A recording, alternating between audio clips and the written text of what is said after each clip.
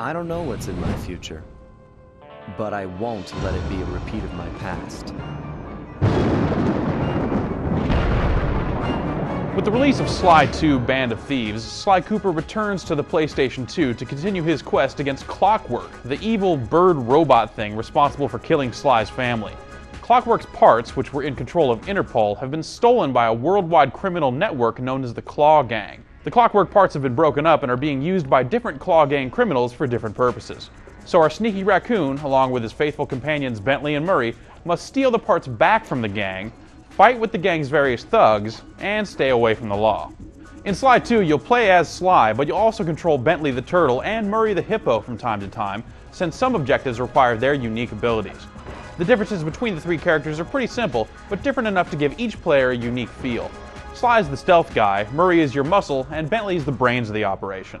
With three distinct characters, the cooperative single player comes across incredibly well. It's inventive, exciting, and gives you a real sense of teamwork between the three characters. The way the game is structured is inventive and creative and is easily one of the best features about the game. Retrieval of the different Clockwork parts effectively breaks the game up into episodes. Every episode takes place in a fairly large, overworld-like hub, but unlike many platform games that contain hub environments, in Sly 2 some of your objectives will be completed directly in the hub. The objective of each episode is to pull off a grand heist, but you can't simply walk into each episode and immediately pull off your heist. There's a lot of setup, and that's where the game's level structure comes in.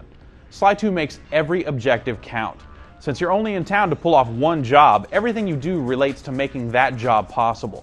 You'll typically start out by infiltrating an area and taking some reconnaissance photos. Sometimes you'll have to tail someone. You'll spend a lot of time picking pockets for keys. Some episodes require you to take out alarm boxes ahead of time. The way the game's levels all tie into the main heist in some way is very cool and gives every single objective more meaning than it would have otherwise. The structure of Sly 2 is really impressive, but it's offset a bit by the game's relative ease.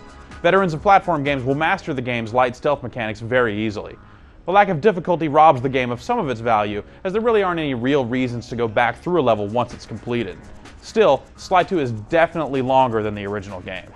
Sly 2 uses the cel-shaded look of the original and smooths out some of the frame rate problems. Character movement and design are all top-notch. Simply put, the game looks very cool.